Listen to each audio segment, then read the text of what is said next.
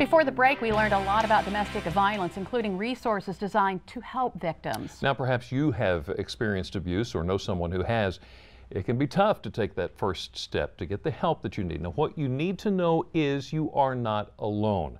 There are resources right here on Delmarva that can help you every step of the way. So joining us today to tell us more about it is Lieutenant Tim Robinson with the Wicomico County Sheriff's Office. So, Lieutenant, at first, thank you for talking to us about this very important topic here. It can't be easy to respond to a domestic violence call. No, it's not, because we're walking into a situation where it's already heated. They're arguing usually over family issues, and we're coming in as a stranger to try to kind of restore order. Right, and we touched on it a little bit earlier. It's not just women. Men can be victims as well. Men can be victims of domestic violence as well. Also, it can be siblings. It can be anybody that resides together. So there's no real cookie cutter victim that says, this is what a domestic violence victim looks like. It really has changed over the years who could be a victim. Wow. Okay, so let's say somebody is getting out of a domestic violence situation. Protective orders, how effective are they?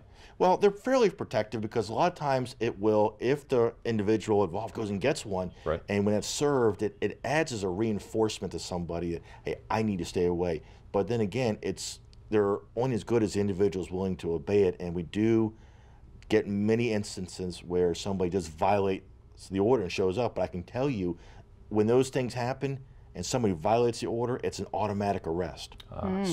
And the courts have ruled very strongly on what happens if somebody's arrested for violating a protective order. They're almost guaranteed of spending some time immediately in the detention center. What if I suspect someone I know or love is in a domestic violence situation, they're being abused? Are there any telltale signs I can look for? Well, many times, first they're going to be maybe a little skittish. They're going to maybe be afraid or anxious.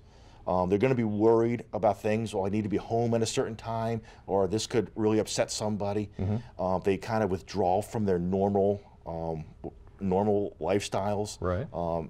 Their partner will continually, frequently make harassing phone calls, annoying, telling them to get home. They'll make little stories or statements about some of the negativity that's going on in their relationship. Maybe a partner yelling at them a lot, really giving them a hard time. So I guess it's at this point that if we see these signs, it's important for us to get involved. Yes, many times everybody knows their friends and their family members, so they're going to sense that something's wrong. And many times we feel that a lot of people that are victims, they're afraid to speak up. They're afraid for many reasons. One, they're afraid for angering the individual further.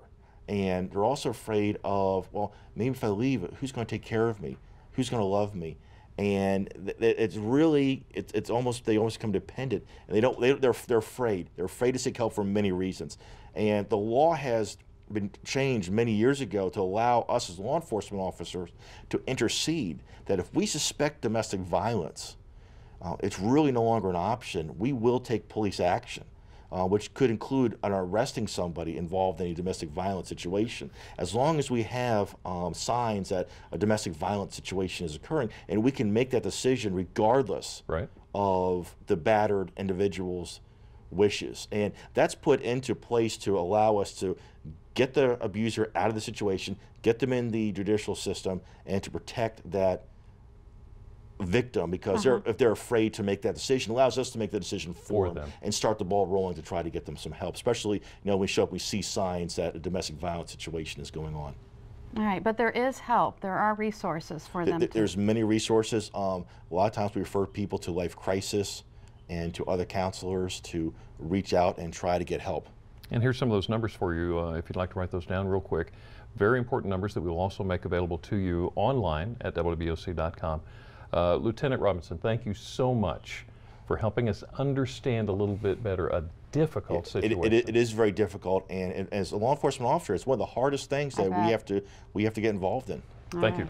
And to read more about getting help in a domestic abuse situation, go to WBOC.com, click on our picture at the top of the page. In addition to the resources we just discussed, there's also an app that can help victims of domestic abuse. It's called Be More Safe, and it offers victims information about their options in a discreet way. It also provides access to a 24-hour hotline, a direct link to 911, and GPS instructions to a nearby emergency room. Now, the app is free.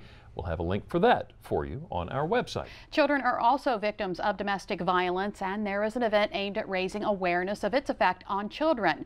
The event is October 31st from 4 to 6 at the Trinity Tabernacle Church of God in Christ. A portion of the proceeds will be donated to the Safe House through the Life Crisis Center. And the Life Crisis Center is also holding a fundraising event this evening to support its efforts. Starts at 6 o'clock tonight. You still got time to get there. This fundraiser's a little more on the fun side. You can head to Secrets in Ocean City for all the fun, food, drinks, entertainment, a costume contest, and an auction. Tickets are available at the door. All proceeds benefit the Life Crisis Center. A pretty good time for everybody for a great cause. And the fun doesn't stop there. After tonight, it's off to Rehoboth for the annual Sea Witch Festival this weekend. Sean and a furry friend going to give us an early look at all the fun. And if you're worried about parking, well, I got that covered too. And that's not the only furry friend in today's show. Up next on Delmarva Life, we'll introduce you to Marshall the Miracle Dog. Hear his story of perseverance and how it's now helping others. Now, maybe you want a dog or a cat of your own. We have several that we'd like for you to meet in today's Pet Connect. So many cute faces, all looking for one thing, a loving home. Delmarva Life will be right back.